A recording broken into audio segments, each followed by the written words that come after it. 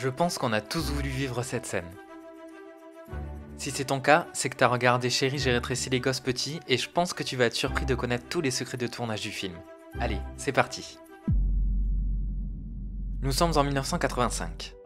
Stuart Gordon et Brian Yuzna sont deux réalisateurs. Ils font alors un barbecue dans leur jardin. Ils sont notamment connus pour des films d'horreur et des adaptations d'H.P. Lovecraft comme Reanimator, Necronomicon ou Society. Ce soir-là, en observant les insectes dans le jardin, ils s'imaginent ce qu'ils feraient s'ils devaient être rétrécis à leur échelle, perdus dans la pelouse. Encore plus drôle, que feraient leurs enfants? Stuart et Brian tiennent quelque chose. Ils évoquent alors le fait de réaliser une comédie familiale. Pour cela, ils cherchent un studio. Ils se tournent vers une première société de production, Doric Films. Ils commencent à travailler sur le script avec l'aide du producteur et scénariste Ed Naha et cherchent des lieux de tournage. Pour cela, ils s'inspirent de deux maisons à Coronado en Californie pour mettre en image le quartier résidentiel où se déroule l'histoire. Les réalisateurs ont en tête un film très familial. Et Doric Films veut s'associer à une autre société de production. Tout le monde se tourne alors très naturellement vers Disney. Doric Films parvient même à leur vendre le scénario. Au début de la production, le titre du film était Teeny Weenies. Ensuite, les équipes ont pensé à Grounded, ce qui signifie puni, mais ça ne collait pas. Ce titre a d'ailleurs été utilisé pour le nom d'un jeu vidéo pour le moins similaire. Le titre du film est également passé par la case The Big Backyard. On repassera niveau originalité. Le scénario présente un personnage très fort, au centre de l'histoire, Wayne Szalinski. Il est inspiré par le professeur distrait dans la première version de Flubber. Pour le ton du film, les équipes s'inspirent des Gremlins, qui est un film d'horreur douce et une comédie. Tout cela donne une première version du script, dans laquelle les enfants sont au nombre de 5 et dont l'un meurt pendant la scène de l'arrosage automatique.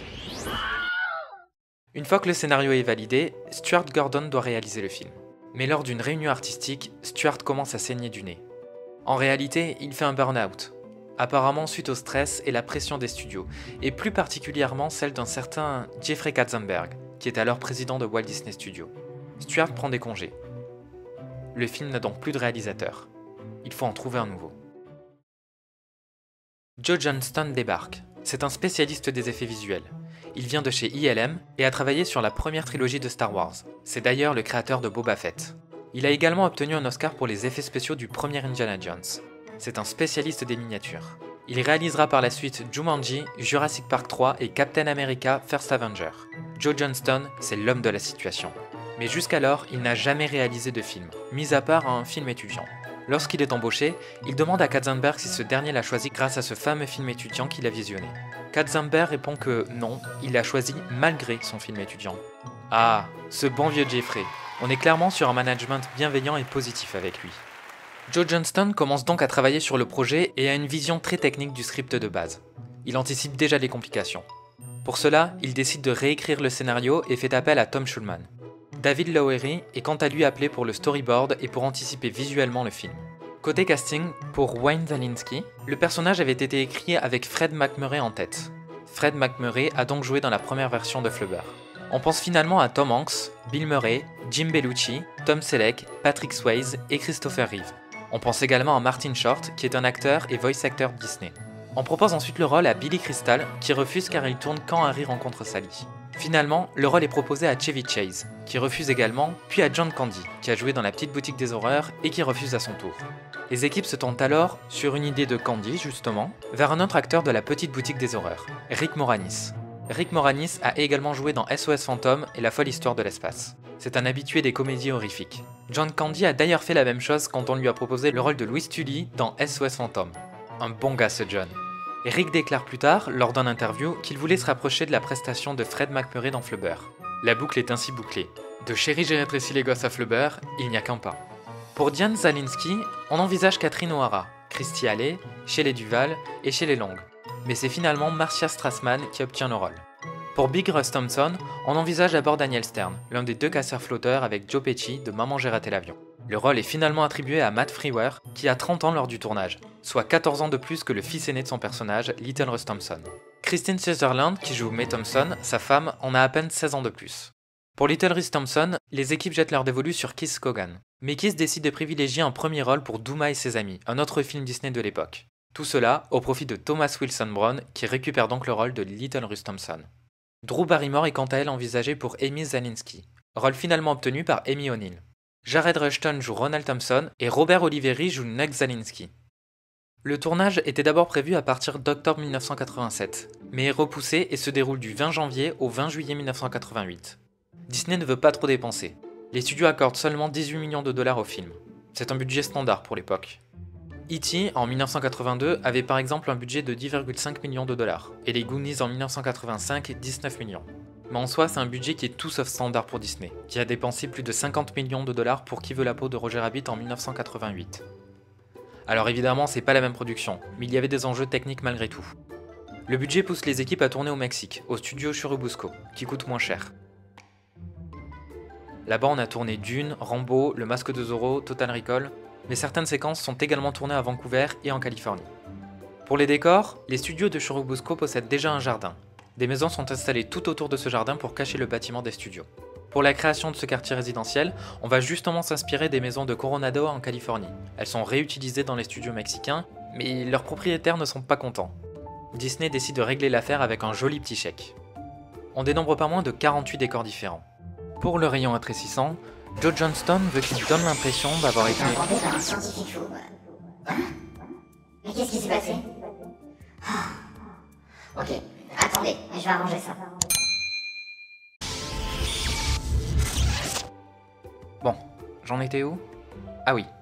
Pour le rayon rétrécissant, Joe Johnston veut qu'il donne l'impression d'avoir été inventé par un scientifique fou, d'où le rendu insolite de la machine. Mais le film possède d'autres inventions de Zalinsky. Cela permet de rajouter du contexte, de la consistance et donc de la profondeur aux personnages. Elles sont toutes inventées par Brady Norn, responsable du département des accessoires. Mais ce n'est pas le seul à avoir grandement contribué au film.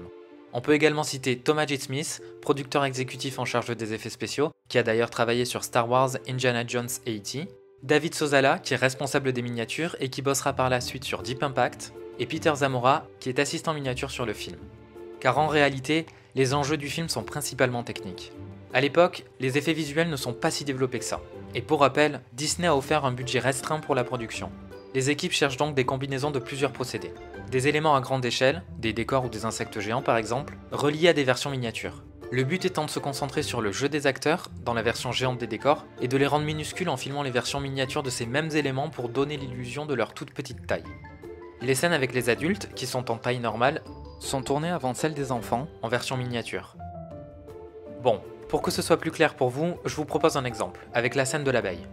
L'équipe a filmé le jardin en simulant le vol d'une abeille, puis les acteurs sur une abeille géante devant un fond bleu, puis une version beaucoup plus petite de l'abeille avec les enfants miniatures dessus sous forme de statuettes très détaillées. Ironiquement, la version miniature des enfants a coûté 10 000 $ pièce et l'abeille 30 000 $. Les équipes utilisent également des perspectives forcées ou encore des marionnettes, parfois à grandeur nature, comme Anti la fourmi, reproduite à l'échelle humaine pour aider les acteurs au niveau de leur jeu et de leurs émotions. Cette marionnette géante a nécessité une douzaine de personnes pour l'animer en live. Les équipes utilisent également la technique du stop motion, qui est très importante pour animer les insectes à l'écran. Ça permet une animation d'un élément, étape par étape, image par image, mouvement par mouvement. Pour la scène du bol de céréales, on a rempli un bassin de plus de 60 litres d'eau colorée avec un épaississant alimentaire. Va savoir combien de paquets de maïzena ils ont utilisé. En plus de ça, les équipes ont pris une chambre à air de pneus de tracteur de plus de 3,5 mètres de diamètre et l'ont recouvert de mousse. Il s'agit presque entièrement de techniques d'effets spéciaux et non visuels. En fait, les effets spéciaux sont travaillés sur le tournage. Ça peut être par exemple des explosions, des marionnettes, des câbles. A l'inverse, les effets visuels sont quant à eux numériques et travaillés en post-production. En fait, il y a très peu d'effets par ordi. Tout est quasiment tourné en vrai. Le film n'en est que plus réaliste. Les cascades sont également importantes, et elles sont réalisées par les acteurs et des doublures. Elles sont organisées par le superviseur des cascades, Michael Cassidy. Les doublures forment la seconde équipe du film pour retourner certaines scènes. Le montage final mixe les plans des deux équipes. Le film passe ensuite en post-production pour les effets visuels, mais également pour la musique, que l'on doit au compositeur James Horner. James cherche un style très jazzy, très années 80-90. Il utilise un morceau de Raymond Scott, Powerhouse, sans accord, royalties ou crédit. Le morceau a un côté très Looney Tunes. Le film emprunte par exemple la mélodie d'un des épisodes, Le Lapin aimant de 1961, au moment où le bouchon de champagne entraîne une réaction en chaîne. Les héritiers de Raymond Scott ont voulu attaquer Disney en justice. Ils ont eux aussi reçu un joli chèque. Mickey est décidément très généreux. Le film emprunte également une musique d'ambiance des Goonies à plusieurs reprises, si vous tendez bien l'oreille. La première date de sortie était prévue au 21 décembre 1988 et finalement repoussée au 23 juin 1989. Pour la sortie, le film propose le court-métrage de Bobo Bidon, inspiré de Qui veut la peau de Roger Rabbit en amorce. Ce qu'on peut dire du film, c'est d'abord que c'est un récit initiatique pour les enfants et les parents. Pour les enfants, Russ ne joue plus dans l'équipe de foot car il est trop petit, mais il se trouve une grandeur d'âme à travers son courage en étant rétréci. Amy ne pense qu'à aller au bal avec un garçon populaire de l'école et finit par apprécier Russ en apprenant à le connaître à travers leur aventure alors qu'ils étaient voisins tout ce temps. Ron vit un peu en ermite, au début du film notamment dans sa tente. Il semble se méfier des autres. Il va cependant se faire des amis, à travers ses voisins, et se rapprocher de son frère, mais également de Auntie la fourmi. Nick veut suivre les traces de son père et parvient à utiliser ses connaissances scientifiques pour survivre dans le jardin. Pour les parents, Wayne et Diane s'éloignent petit à petit mais sont obligés de rester soudés pour retrouver les enfants. C'est un côté très positif pour leur couple et pour leur famille. Russ Thompson perd le lien avec son fils malgré les avertissements de May et finit par retrouver ce lien à la fin du film quand il retrouve également son fils. Le film démonte également le principe du jugement d'autrui. Chacune des familles, à tour de rôle, dit de l'autre qu'elle est bizarre en l'observant. Le fait est que chacune des deux l'est objectivement et à sa manière. En réalité, quand on s'invite dans la vie de chacune, on se rend compte qu'elles sont victimes de problèmes communs. Le manque de communication, une crise de couple, des relations parents-enfants conflictuelles, etc. Au final, les deux familles qui se jugent autant et ne s'apprécient pas sont obligées de travailler ensemble pour trouver une solution.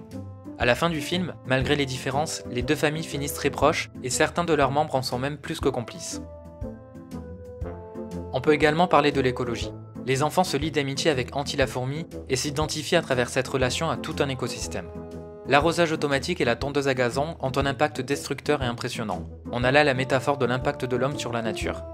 Mais l'homme comprend finalement qu'il doit la préserver, notamment lorsque les enfants sont de la taille des insectes dans le jardin, et que les parents s'appliquent à ne pas les écraser sans savoir où ils sont réellement. Le film est bien accueilli par la critique et le public. Il obtient un score tomatomètre de 76% sur Rotten Tomatoes.